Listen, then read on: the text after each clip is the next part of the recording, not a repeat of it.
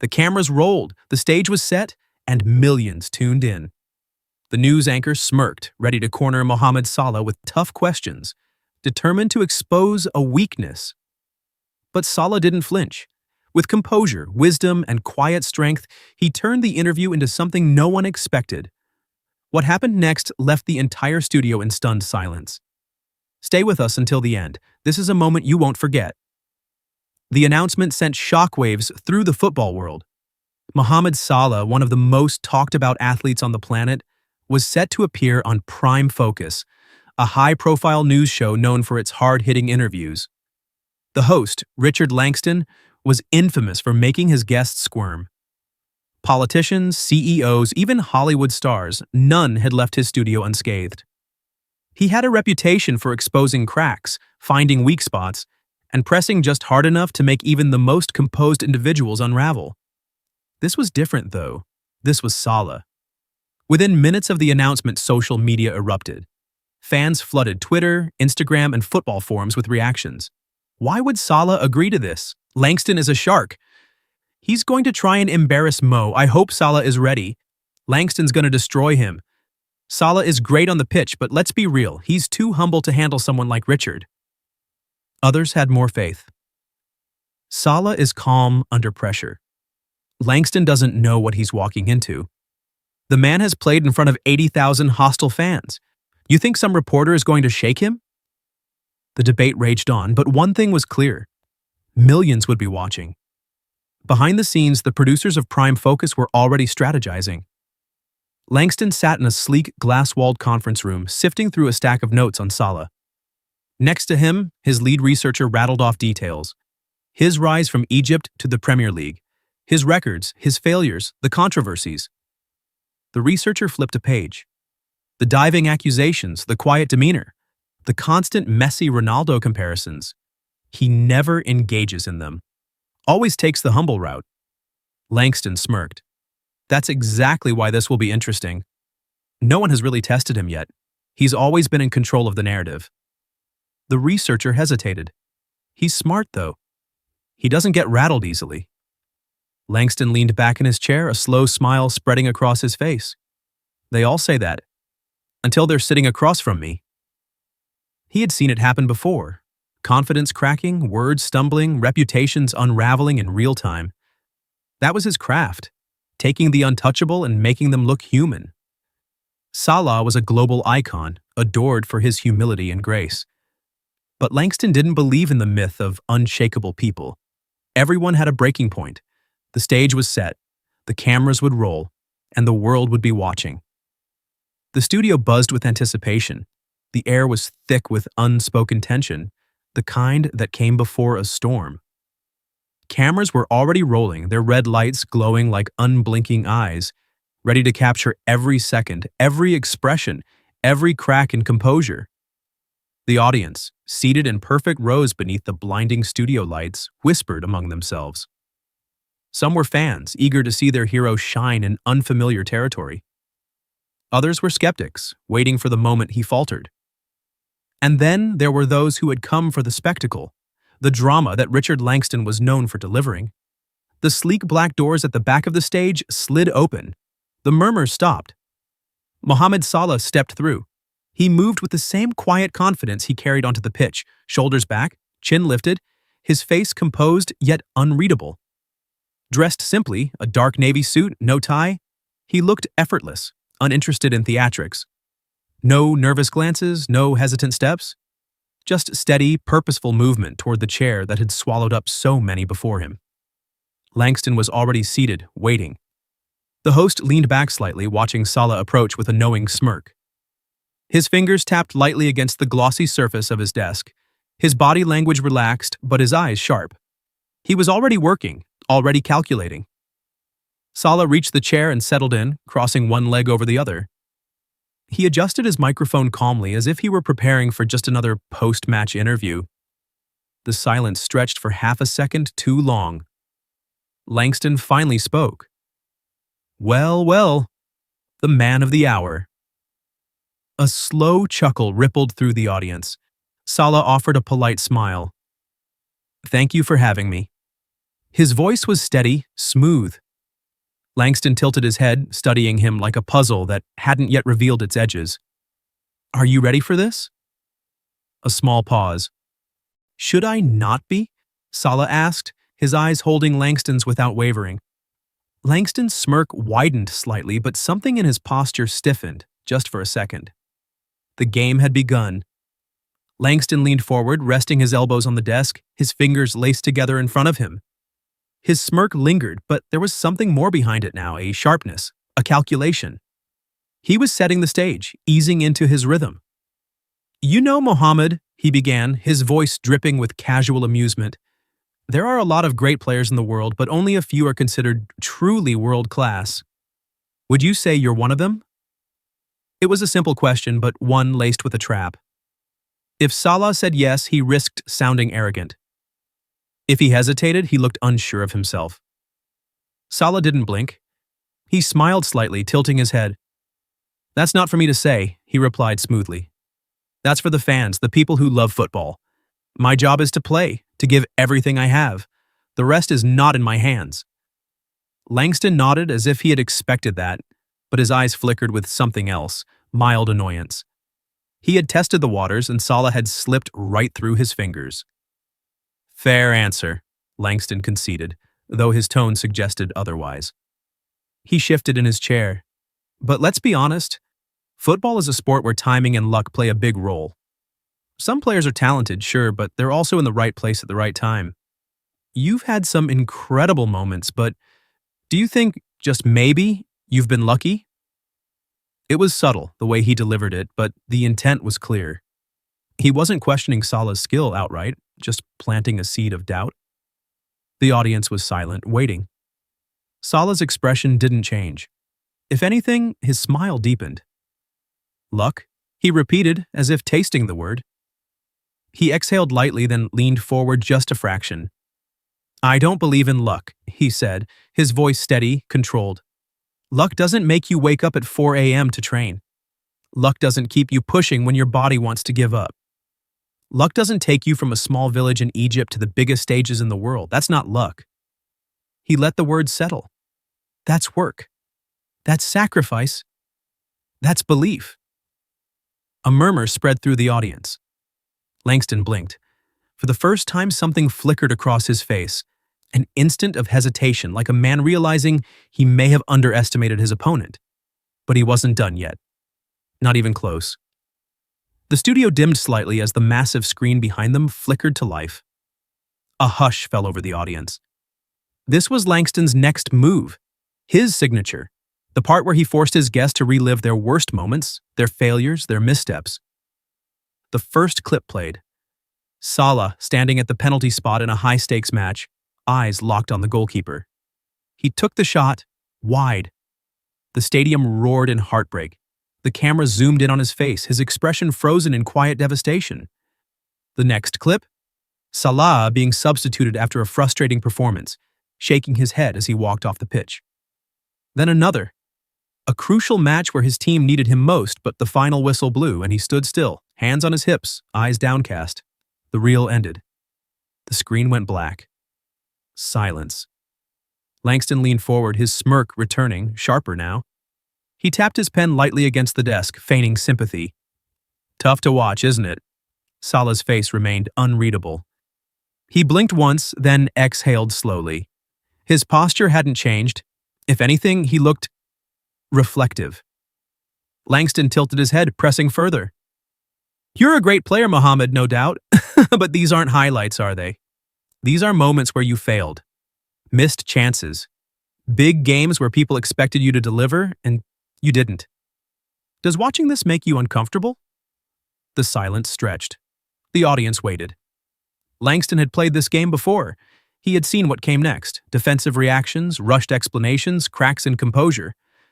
But Salah didn't flinch. He studied Langston for a moment, then turned slightly, looking at the now dark screen as if acknowledging everything it had just shown.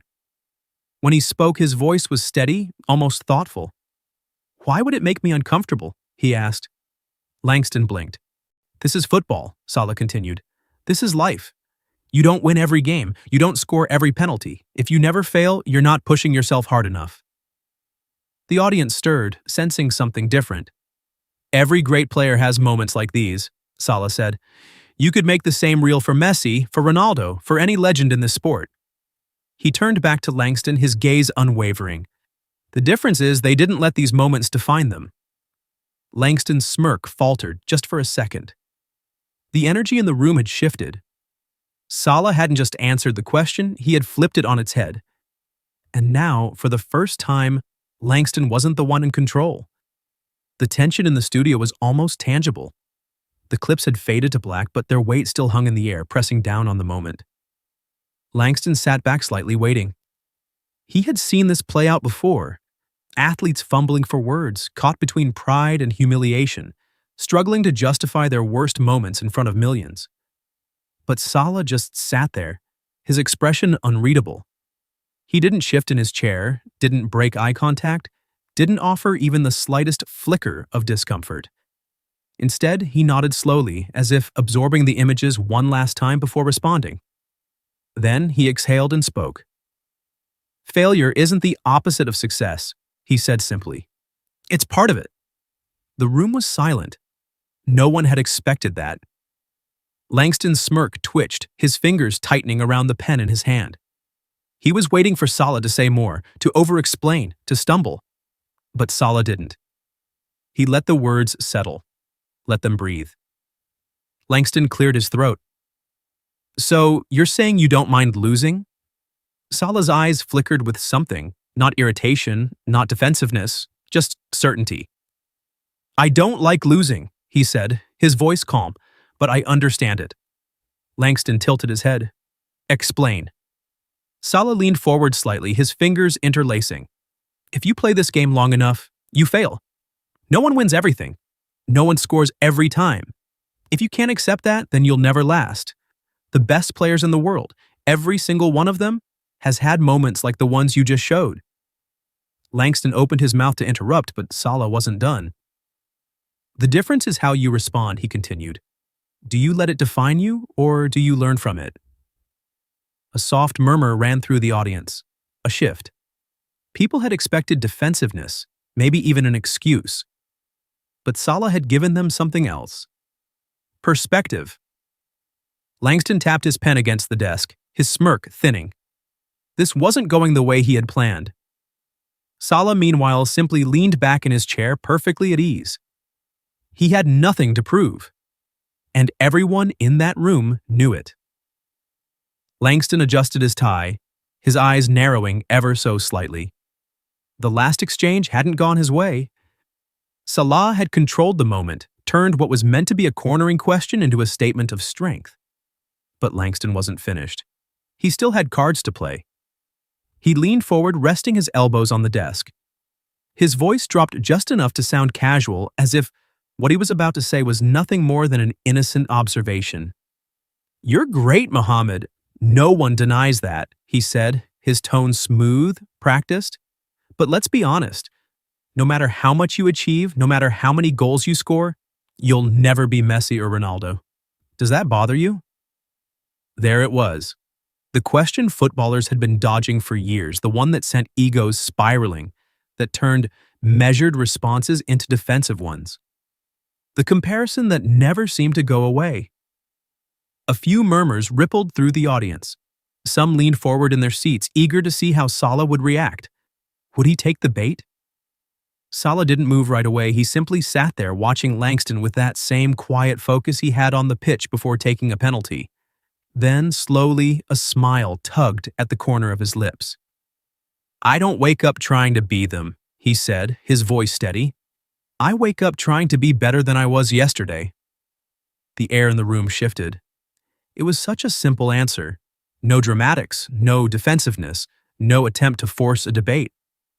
But it landed with the weight of something undeniable. Langston blinked. He hadn't expected that. He had expected hesitation, or maybe even a humble deflection. But Salah had met the question head-on and dismissed it with the kind of clarity that left no room for further argument. The audience murmured again, this time in appreciation. A few heads nodded. Even those who had come in skeptical, those who had been waiting to see him stumble, found themselves reconsidering. Langston sat back, his fingers tapping against the desk. He was losing his grip on this interview, and he knew it, but he still wasn't ready to concede. Not yet. Langston's smile was tight now. The interview wasn't going the way he had envisioned. Salah wasn't rattled, wasn't defensive, wasn't playing into the traps that had worked so well on others. The comparison to Messi and Ronaldo had been shrugged off like a mild inconvenience. Fine. Time for a different angle. He flipped through his notes theatrically, as if he were carefully considering his next words. But he already knew exactly where he was going. "You know, Mohamed," he said, tapping his pen against the desk, "football is as much about personality as it is about skill. People love players who command attention, who own the spotlight. Take Cristiano Ronaldo. He walks into a room and people know he's there." He let the words hang for a moment before continuing. "But you? Some say you lack personality, that you're too quiet, too humble, that you don't have that same aura of greatness. What do you say to that?" A hush fell over the studio. This was more than a dig at Salah's character. It was an attempt to paint him as insignificant, as someone who, despite all his achievements, would never feel like a legend.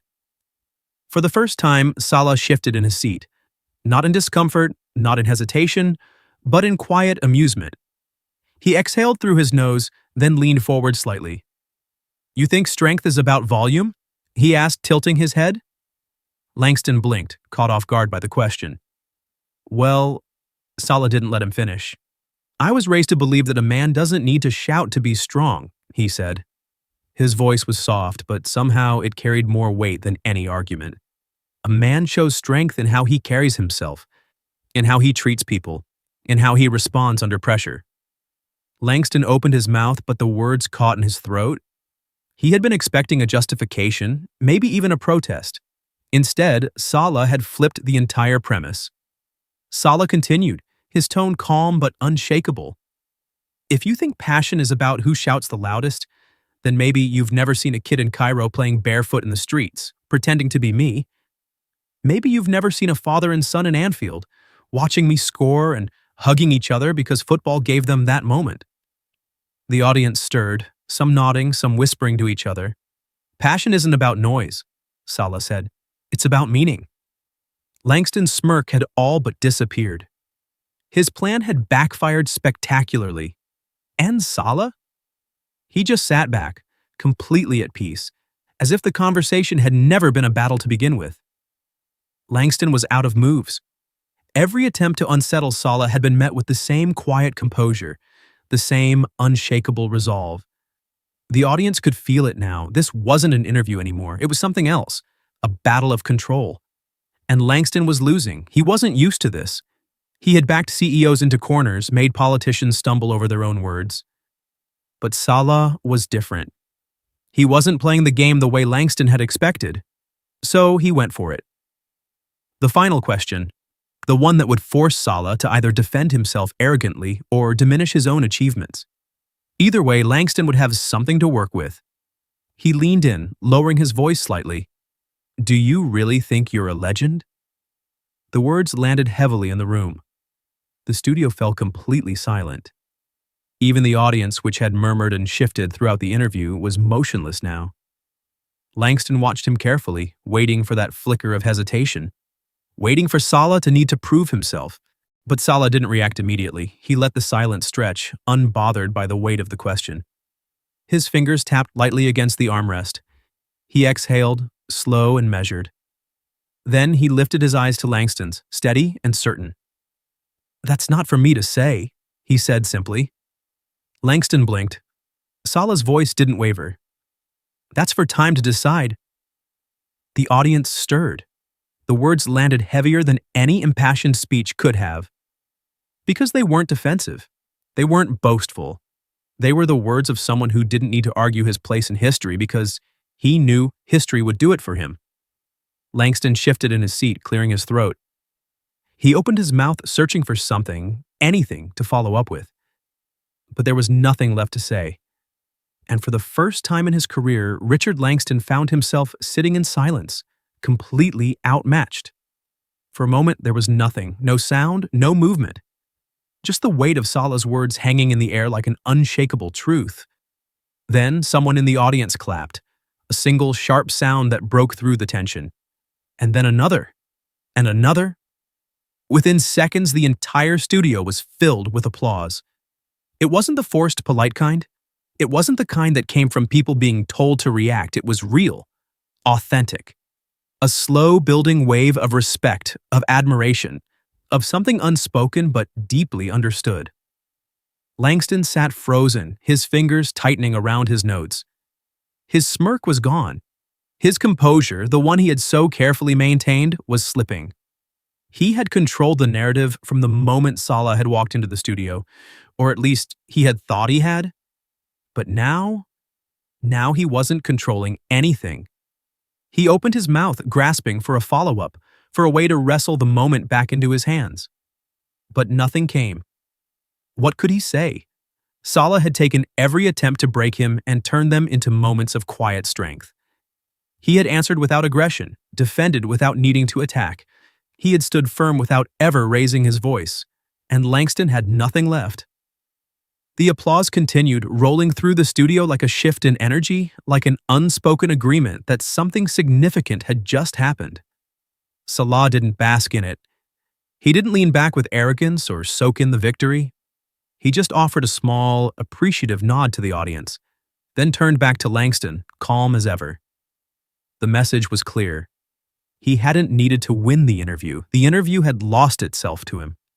The interview ended, but the moment refused to fade. As the cameras cut, Richard Langston sat still, his expression carefully neutral, but his grip on his pen was tight. He knew. He didn't need to check his phone, didn't need to hear from his producers. He had lost. Salah stood, shaking Langston's hand with the same grace he had carried throughout the entire exchange. "Thank you," he said simply.